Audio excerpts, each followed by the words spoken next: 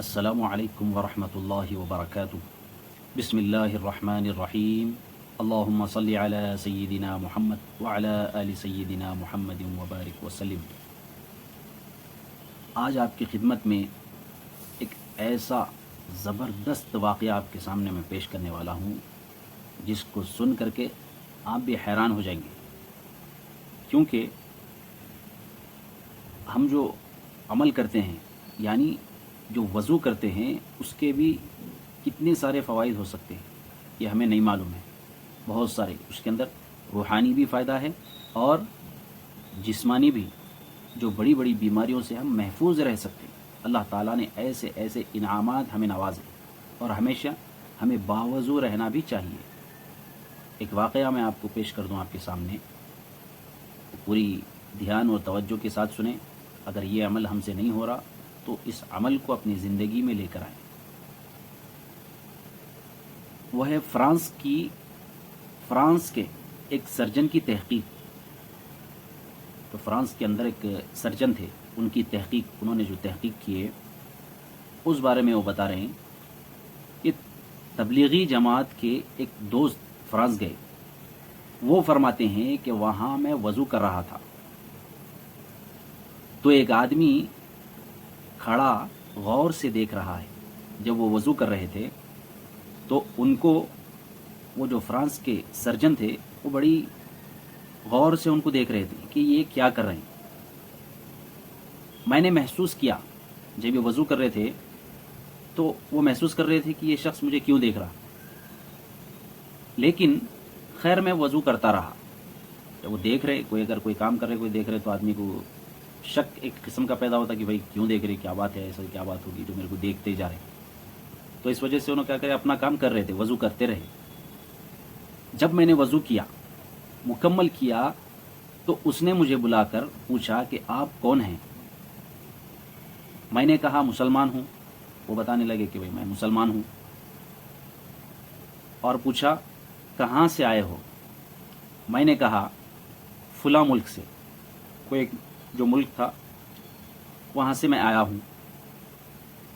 پھر اس کے بعد اس سرجن نے پوچھا کہ تمہارے اس ملک میں کتنے پاگل خانے ہیں؟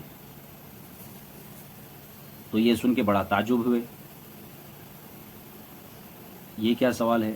خود بولے کہ بھائی اچانک انہوں، پہلے تو مجھے غور سے دیکھ رہے تھے، پھر میرا سارا وضو ہو جانے کے بعد جو بات چیت ہوئی، تم کہاں سے آئے ہو، آپ کون ہیں، اس طرح کی بات ہوئی۔ تو پھر بڑا عجیب سا سوال تھا ان کا کہ آپ کے ملک میں کتنے پاگل خانے ہیں؟ میں نے کہا 2 ہیں یا 4 ہے، مجھے تو پتہ ہی نہیں۔ اب وہ کتنے کیا ہے، بہت سارے لوگوں کو معلوم نہیں رہتا کہ کتنے پاگل خانے ہیں گاؤں میں یا شہر میں، تو کوئی گنتی نہیں کرتے ایسا۔ تو وہ بتانے لگے کہ مجھے تو معلوم نہیں۔ وہ کہنے لگا یو ڈو ناٹ نو۔ میں نے کہا میں تو نہیں جانتا۔ کہنے لگا کہ یہ ابھی آپ نے کیا کیا؟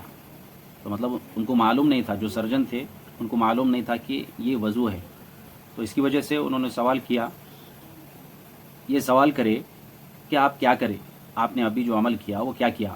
میں نے کہا وضو کیا۔ کہنے لگا روزانہ کرتے ہو کیا؟ روزانہ آپ ایسا کرتے کیا؟ ایسا پوچھنے کے بعد میں نے کہا بلکہ ایک دن رات میں 5 دفعہ کرتے ہیں۔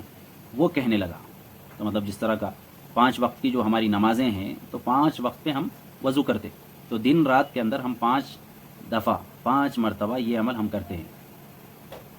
وہ سرجن آگے کہنے لگے او آئی سی۔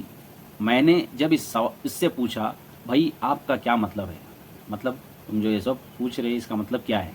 وہ کہنے لگا میں یہاں پاگل لوگوں کے ہسپتال میں سرجن ہوں۔ وہ سرجن جو تھے وہ پاگل ہاسپٹل کے اندر پاگل لوگوں کا سرجن تھے۔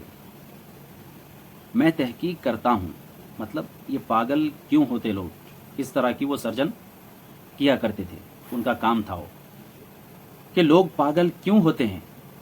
میری تحقیق یہ ہے کہ انسان دماغ کے سگنل، انسان کا جو دماغ ہوتا، دماغ کے سگنل پورے جسم کے اندر جاتے ہیں تو ہمارے جسم کے اعضاء کام کرتے ہیں۔ انسان کے جو دماغ کا سگنل ہوتا تو وہ دماغ کے سگنل جو ہوتا جسم کے اعضاء کام کرتے ہیں، دماغ سگنل دینے کے بعد ہی جسم کے اعضاء کام کرتے ہیں، اس طرح وہ سرجن بتانے لگے۔ اس دماغ سے چند باریک رگیں ہماری گردن کی پشت سے پورے جسم کو جا رہی ہیں۔ یہ وضو کا عمل دیکھنے کے بعد جو تحقیق کرتے تھے تو وہ اس بات کو بتانے لگے کہ انسان کے دماغ سے ایک باریک رگیں پورے جسم کے اندر جاتی ہیں، گردن کی پشت جو ہے، پیچھے کا جو حصہ ہے، اس کی طرف سے پورے جسم کے جا رہی ہیں۔ ان کی تحقیق کی تھی۔ میں نے ریسرچ کی ہے کہ اگر بال بہت بڑھا دیے جائیں، جو بال پوری طریقے سے پیچھے زیادہ لمبے چھوڑتے ہیں، بڑھا دیے جائیں، اور اس گردن کے پیچھے حصے کو بہت خشک رکھا جائے، یعنی سوکھا رکھ دینا، بال بڑھنے کا پیچھے کی گردن کیا ہے سوکھی رہ جاتی، رکھا جائے تو رگوں کے اندر کئی دفعہ خشکی پیدا ہوتی ہے۔ حالانکہ یہ ہم جو وضو کرتے اس کے اندر ایسا نہیں ہوتا، کیونکہ دن بھر ہم جو نمازیں جب بھی پڑھتے یا خالی اوقات میں بھی وضو کرتے تو گردن کا جو مسح کرتے تو گردن بھیگ جاتی، گیلی ہو جاتی، رگوں کے اندر کئی دفعہ خشکی پیدا ہوتی ہے بال رکھنے سے، فل بال رکھنے سے رگیں کھینچتی ہیں، تو کئی دفعہ ایسا بھی ہوتا ہے کہ انسان کا دماغ کام کرنا چھوڑ دیتا ہے۔ تو یہ جو بات ہے کوئی معمولی بات نہیں ہے، اللہ تعالیٰ نے ہمیں ایسے ایسے انعامات نوازے ہیں کہ ہم وضو بھی کر رہے ہیں تو ڈھنگ سے نہیں کرتے، جلدی جلدی جلدی، کہیں صحیح دھو رہے تو کہیں چھوٹ بھی جا رہا۔ تو ہم جب بھی وضو کریں پورے فرائض، سنتیں، مستحبات یاد کر لینا، پھر جب ہم وضو کے لیے بیٹھیں گے تو کیا کرنا ہے کیا نہیں کرنا ہے اس پہ ہم عمل کر سکتے ہیں، اور بڑی بڑی بیماریوں سے ہم محفوظ ہو سکتے ہیں۔ اس لیے ڈاکٹرز نے سوچا کہ اس جگہ کو دن میں 4 دفعہ تر رکھنا چاہیے۔ ان کی جو تحقیق تھی، ان کا جو ریسرچ تھا، ان کے حساب سے انہوں نے جب سوچے کہ گردن کو 4 مرتبہ تر کرنا چاہیے، یعنی بھگانا چاہیے۔ میں نے آپ کو دیکھا، وہ سرجن ان سے کہنے لگے، ان کو بتا رہے ہیں کہ میں نے آپ کو دیکھا کہ آپ نے ہاتھ منہ تو دھویا ہی ہے، ہاتھ دھوئے، منہ دھوئے، ہاتھ دھوئے، پیر دھوئے، پیر دھونے سے پہلے جو گردن کا مسح کر رہے تھے اس وقت انہوں نے دیکھا کہ ہاتھ منہ تو آپ دھو لیے، لیکن گردن کی پچھلی طرف بھی آپ نے کچھ کیا، یعنی ان کو نہیں معلوم تھا کہ بھئی یہ مسح ہے، گردن کا مسح ہے۔ تو وہ بتانے لگے سرجن کہ آپ نے گردن کے پیچھے بھی کچھ کیا، اس لیے آپ لوگ کیسے پاگل ہو سکتے ہیں۔ ان کو یہ بات بتانے لگے کہ ایسا کرنے والا پاگل ہو ہی نہیں سکتا۔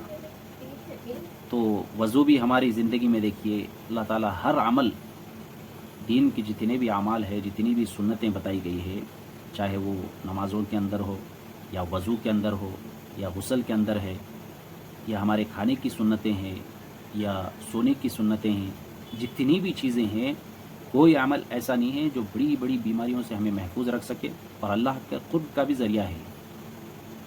تو اس واقعے سے آپ ضرور سبق لے کر 5 وقت نماز کی بھی پابندی کریں گے، اور ضرور وضو بالکل صحیح طریقے سے کرنے کی پوری کوشش کرنا ہے، اور وضو کیسا کرنا ہے وہ پورا طریقہ سیکھنا ہے۔ اس کے بعد انشاءاللہ تعالیٰ اگر ہمارے اندر کچھ ایسی بیماریاں ہوں گی تو بھی جاتی رہیں گی، اور وضو کے فوائد بہت سارے ہیں۔ باوضو ہمیشہ رہنے سے بھی رزق میں خوب خیر و برکت ہوتی ہے۔ تو میں امید کرتا ہوں کہ انشاءاللہ تعالیٰ آپ سب اس واقعے کو سن کے عمل کریں گے اور دوسروں کو بھی شیئر کریں گے، خود بھی فائدہ اٹھائیں گے، اور ہر جتنے بھی ہمارے گھر کے اندر لوگ ہیں یا بچے بڑے جو بھی ہیں، سب کو وضو کی تاکید کرنا ہے، اور وضو کے فرائض، سنتیں، مستحبات، یہ چیزیں بھی ان کو یاد دلانا ہے۔ السلام علیکم ورحمۃ اللہ وبرکاتہ۔